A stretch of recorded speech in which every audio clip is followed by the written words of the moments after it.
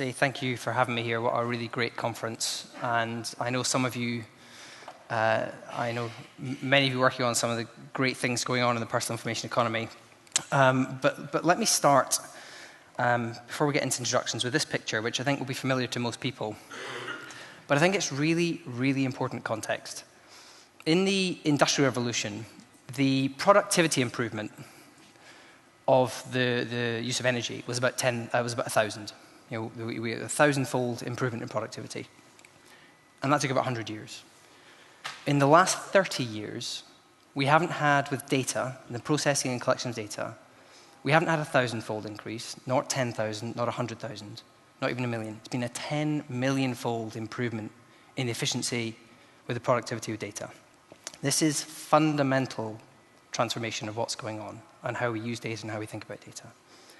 And the car there is to show you that if we were to buy, if the price of a car come down by the same amount, we'd be able to buy one for 10 cents.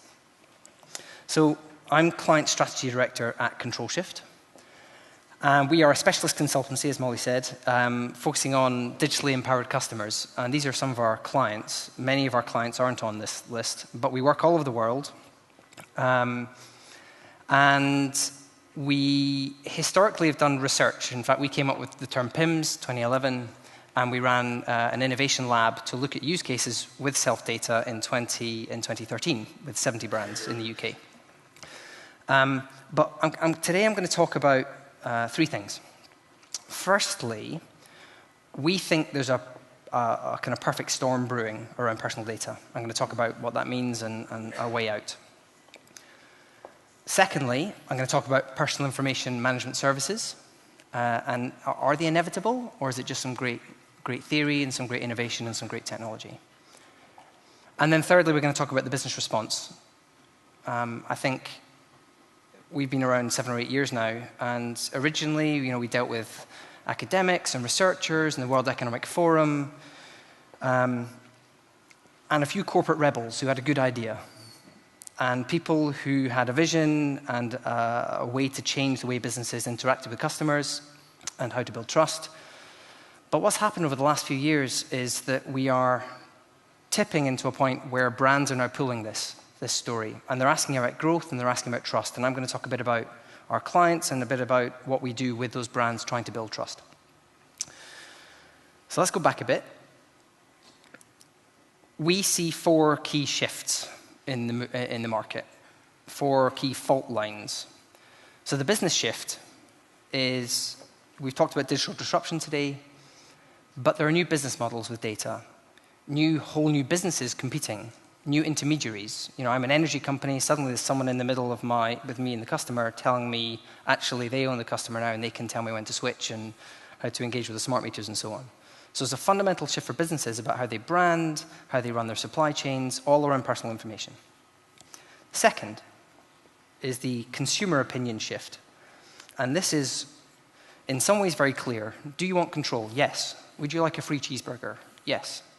Consumers are being relatively consistent, but at the same time, there's a privacy paradox. Do you want more control? Yes, but will you keep using all those services that maybe aren't protecting your rights or invading your privacy? Yes, they are. They're still using some of those services. And there's lots of reasons why that might be, including not having another choice. But some of the data is telling some different stories. And so there's a shift about what's going on there. There's a third, the legal shift. We've already heard about GDPR.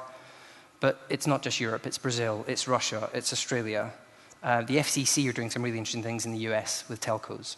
So there is a legislative shift that is, yes, about the letter of the law, about what the territories are and what can and can't be done, but there's the spirit of the law, which is, let's start building trusted relationships with customers. And then, of course, the technology shift, which many in the room know more than I do, about VRM and personal clouds and self-data and self-hosting and distributed networks and so on. But these are powerful forces that together are making people panic a bit.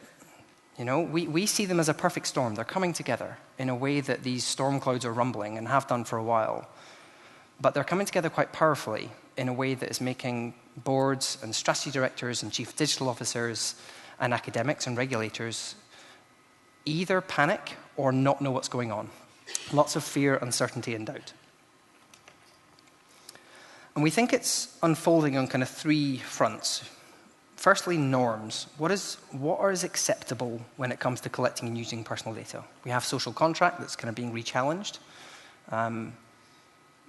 Doc Searles talks, we've had for 100 years, we've had, or thousands of years, we know what happens when we go into a shop. There's a personal space thing, and we interact with the people in the shop, and there's a theater to it, and we know what works and what's acceptable.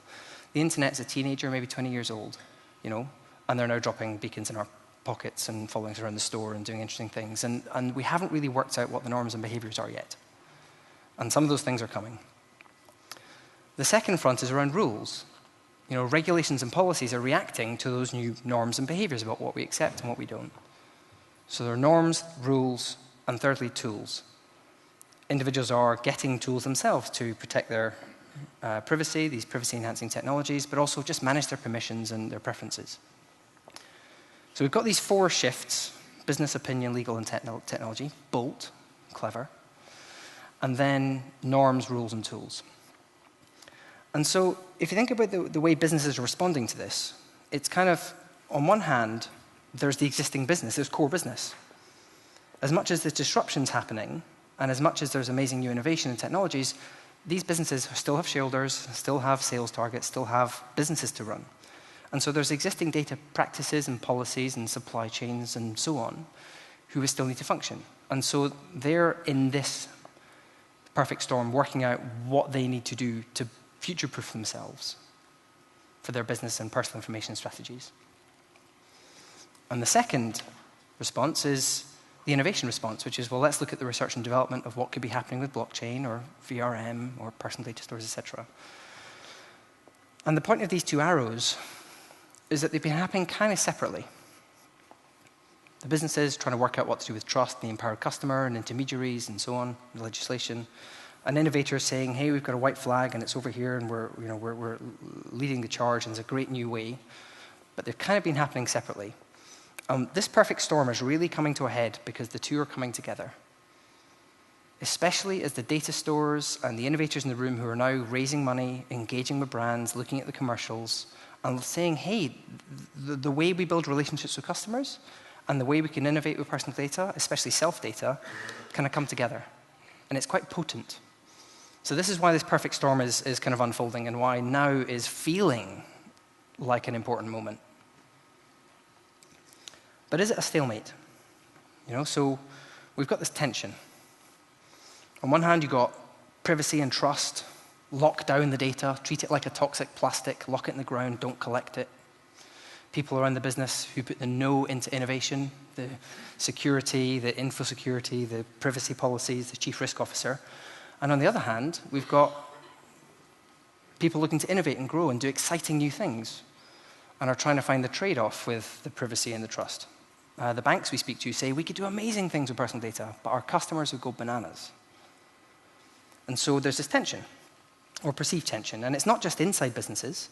It's also between the regulators and brands and consumer advocacy groups and policymakers. And there's this tension. And we say, well, it's a bit of a false choice, actually, because it's privacy or growth. And we say, there's a way out.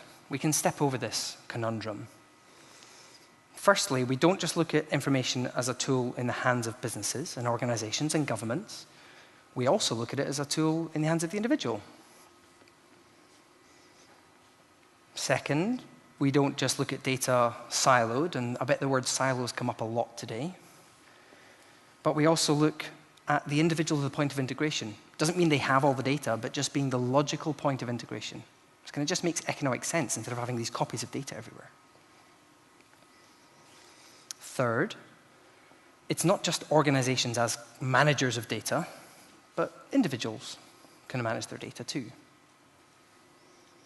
And fourth, customer data not just a corporate asset, but also a personal asset. And the thing that for me is most important about this slide is the big plus sign. A lot of the privacy advocates and the privacy-enhancing technologies and the good debate about rights and access to data that's happening outside business is about the other. It's about outside. But Kim Cameron identity gurus saying, all these identity solutions are going to have to plug into the big identity solutions that sit inside customer databases. They're going to have to connect somewhere. And there's a big plus. So we need to think about both. It's not an or. So if there's this new way out, what are these new services? And what are the design principles for how they work?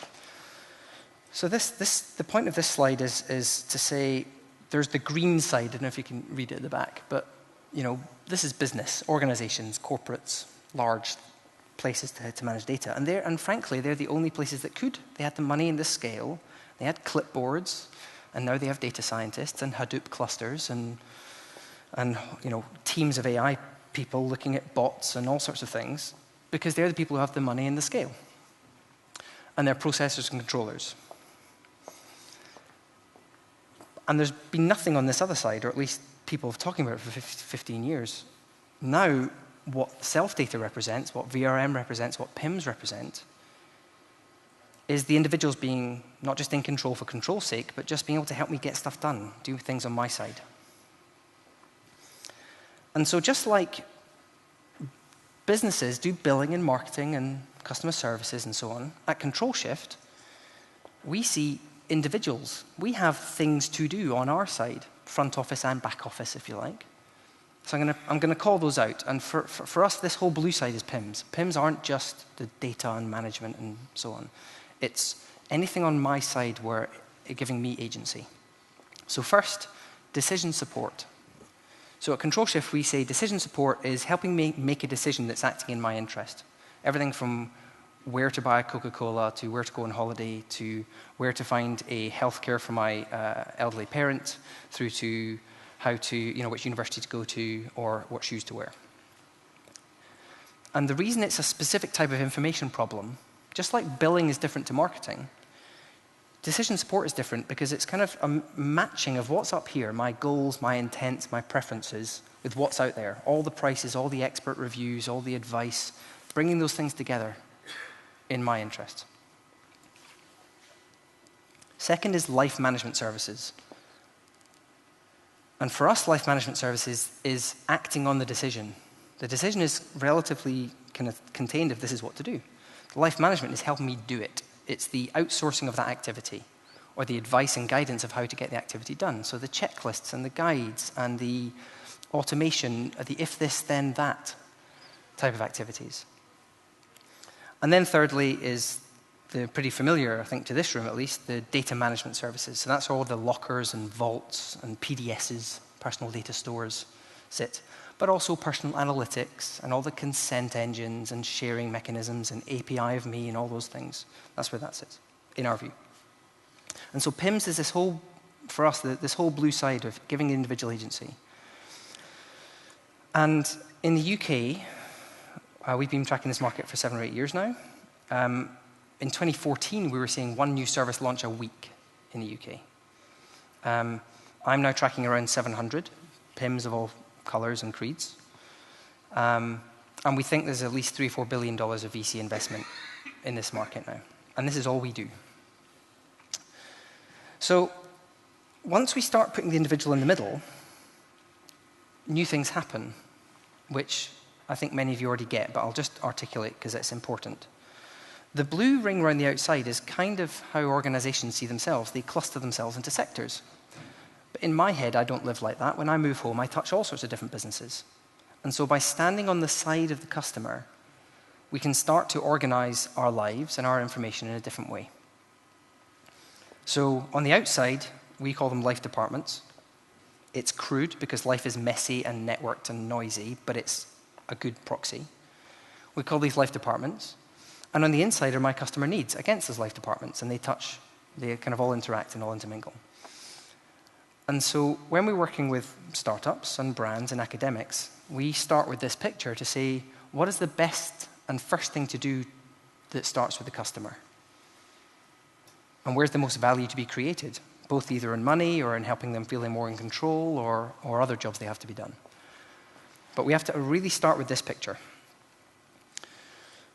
We think the market's, it's growing, the number is wobbling a bit, but the research we did recently said that the market's going to be £16.5 billion, $20 billion in the UK alone.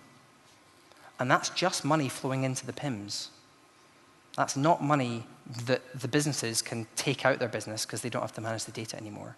And it's not the cross-sell and the upsell and all the other products could sit on top. That's just this mature market. And by the way, that's bigger than pharmaceutical and it's bigger than cars. So I talked about the perfect storm and how PIMS are a way out because they're building trust, they're creating value in a new way. And so this idea that it's not attention anymore, actually it's growth through trust. The more trusted you can be, the more data you'll be able to handle, collect, empower with the individual, the more revenues you'll create, or the better your services will be as a government. So it's trust and innovation together. In fact, one of our clients, their title, they're an exec at in an organization in the UK, their title is Chief Privacy and Innovation. One job. Privacy and innovation. So let's now talk about the kind of business response. There's lots and lots and lots of research now going on about what consumers feel. Are they worried? Do they care? Do they want more control? And so on. So I'll just pick out some statistics that are mix. We don't have the links to all of them, but I'll tell a story as we go. So, on transparency, everyone says, I would like more transparency. Yes, I'll let you read some of them. But it's pretty obvious stuff, I think. And all the research is relatively consistent. On control, would you like more control? Yes. Are you taking steps to remove your digital footprints? Yes. The numbers are in the high 80s and 90s every time. Value gets interesting. Less than 1 in 4 think that the communications are relevant. Less than 1 in 10 think that personalization is working. And most people think that the reason businesses are handling data is for business and government advantage. And if that's worrying for brands, think about what they're not seeing, this blind spot. 2 out of 5 are not doing things because they're worried about trust. And you can't see what's not happening. 1 in 4 are abandoning purchases because of concerns about data, and they won't be asking about that. They'll say, oh, we just saw someone fall out the funnel. And 1 in 5 is providing false information. If the lower in the demographics you go, it goes up to like 50%. Hi, Jamie, do you want free Wi-Fi in the hotel? Yes, please. Would you like to give us all your personal information? No, thanks. You can have a dummy Gmail account. So this is, garbage in, garbage out. It's not working. So what's the business response? Well, one of the first business responses is to have someone really senior go out and tell a good story. So Apple's picked a fight with the FBI. Believe it or not, Marissa Mayer, now at Verizon, said that data should be able to take their data with them. That's interesting. Microsoft, it's a pretty well-rehearsed story. My favorite's the bottom one and the last sentence. The digital revolution needs a trust revolution.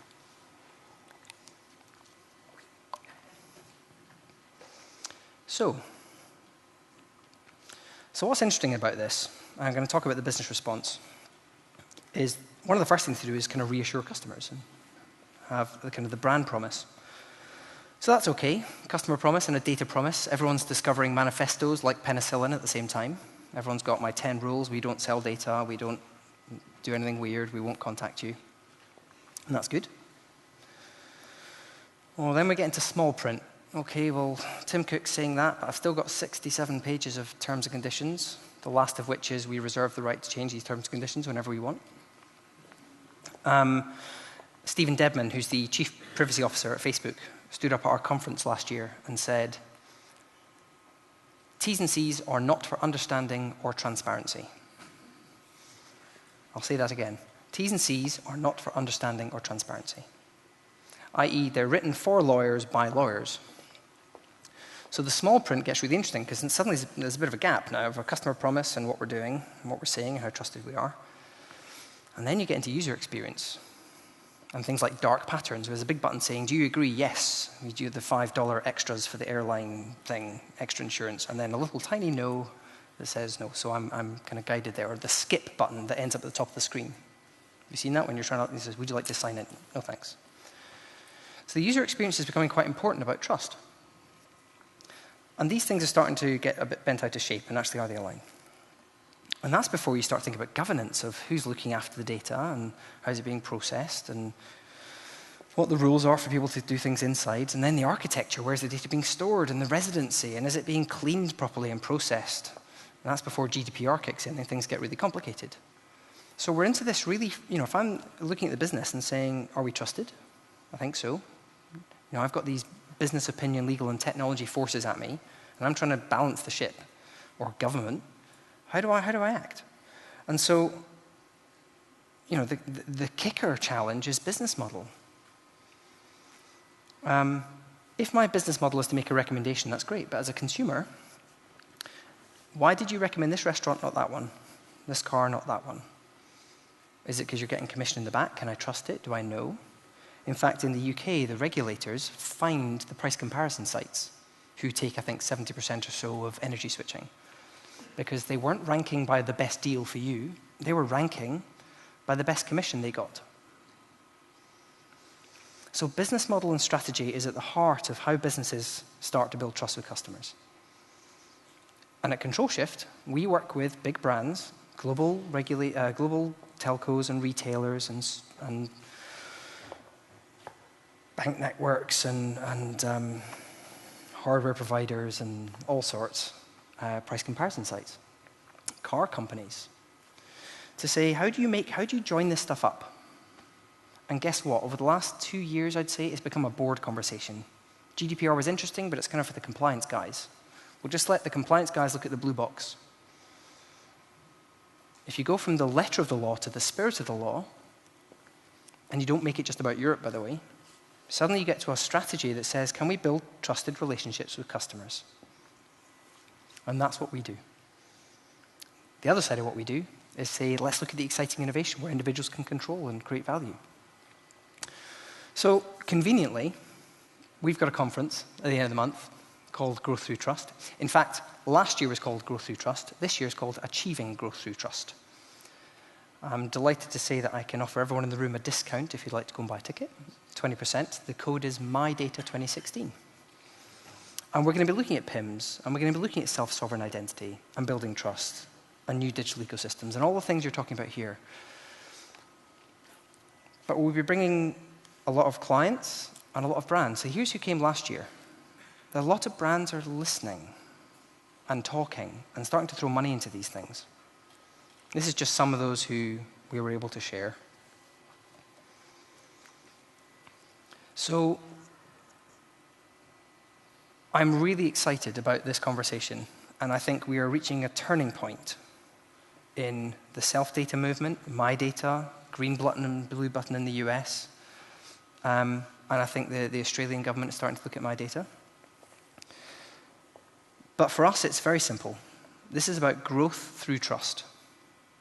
The more you can be trusted, the more you can grow, both an innovation and new revenues perspective, or innovating government and doing self-sovereign identity for government services, as well as kind of sustaining and building a future-proof business.